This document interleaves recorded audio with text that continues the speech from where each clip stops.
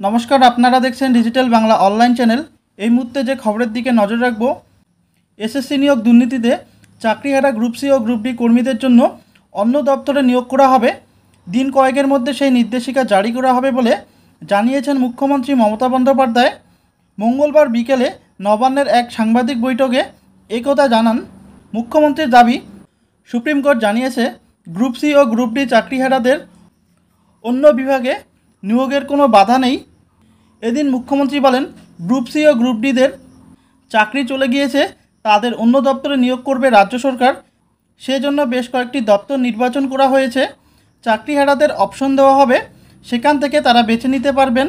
সব দপ্তরেই তো আমাদের লোক দরকার হয়, অনেক স্কুলে তো ঘন্টা বাজানোর লোক নেই। 31শে মে শিক্ষকদের নতুন নিয়োগের বিজ্ঞপ্তি জারির পর আইনজীবীদের সঙ্গে কথা বলে আমরা কয়েকদিনের মধ্যে এই ব্যাপারে বিজ্ঞপ্তি জারি করব। আরও কি বলেন মুখ্যমন্ত্রী, সরাসরি দেখুন। আর গ্রুপ সি গ্রুপ ডিটা আমি আজকেই বলছি না, যেটা অ্যাডিশনাল পোস্টটা বলে দিলাম, কিন্তু যাদেরটা টাকা ফেরত দেওয়ার কথা বলা হয়েছে এবং যাদের বাতিল করা হয়েছে, তাছাড়াও অনেক টিচাররা আছে যারা বাতিল হয়ে গেছেন, যাদের বলা হয়েছে তোমরা এই পরীক্ষায় বসতে পারবে না, তারা অন্য ডিপার্টমেন্টে জয়েন করতেই পারে, কোর্ট সেটাও বলে দিয়েছে। সুতরাং আমরা এডুকেশন ডিপার্টমেন্টে যেমন আমাদের লোক প্রয়োজন, কারণ ঘন্টা বাজানোর লোকও নেই, রুম পরিষ্কার করার লোকও নেই, তালা বন্ধ করার লোকও নেই এই ঘটনার ফলে। সেই রকম যেমন আমরা অ্যাডিশনাল গ্রুপ সিডি নিচ্ছি, সাথে সাথে যারা এডুকেশন ডিপার্টমেন্টে কাজ করছেন অথচ তাদের সবারটা বাতিল হয়ে গেছে, ম্যাক্সিমামটা বাতিল হয়েছে, গ্রুপ সি গ্রুপ ডি সবটাই ওরা এডুকেশন ডিপার্টমেন্টই নিতে পারবে এসএসসি। হ্যাঁ, তাহলে ওরা এডুকেশন ডিপার্টমেন্টেও অ্যাপ্লাই করতে পারে। ওরা তাছাড়াও আমরা আরও 3-4টে ডিপার্টমেন্ট অপশান দেবো, কিন্তু সেটা আমরা আলাদা করে নোটিফাই করব, কারণ যেহেতু ওটার সাথে এটার সম্পর্ক নেই।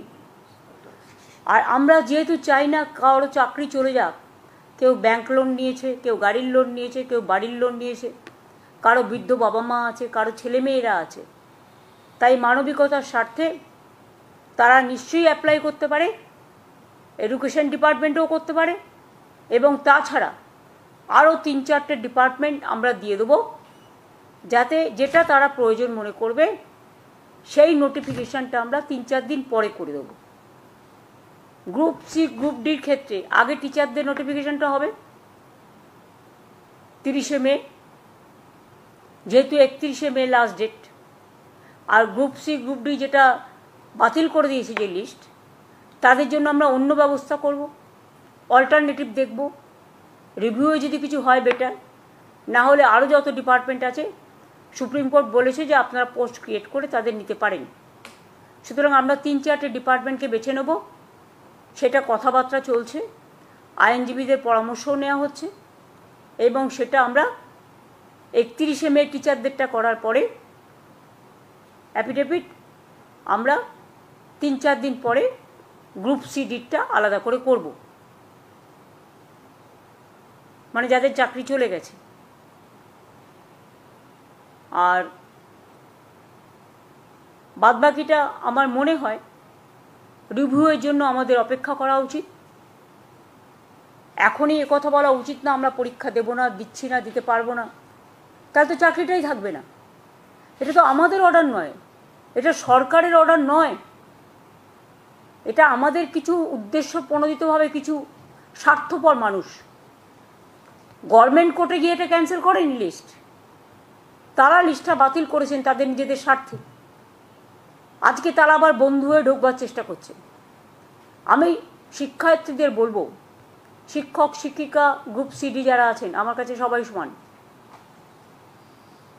সুপ্রিম কোর্টের আদেশ অনুযায়ী আপনারা প্লিজ অপশান 2টাকেও কাজে লাগান, অপশান 1টাকেও কাজে লাগান।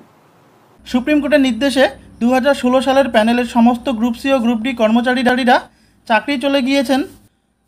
সপ্তাহ কয়েক আগেই তাদের জন্য ভাতা ঘোষণা করেছেন মুখ্যমন্ত্রী মমতা বন্দ্যোপাধ্যায়। সেই সিদ্ধান্তকে চ্যালেঞ্জ করে ইতিমধ্যে মামলা দায়ের হয়েছে কলকাতা হাইকোর্টে।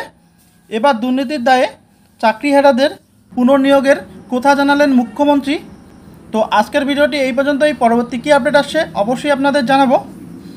ধন্যবাদ।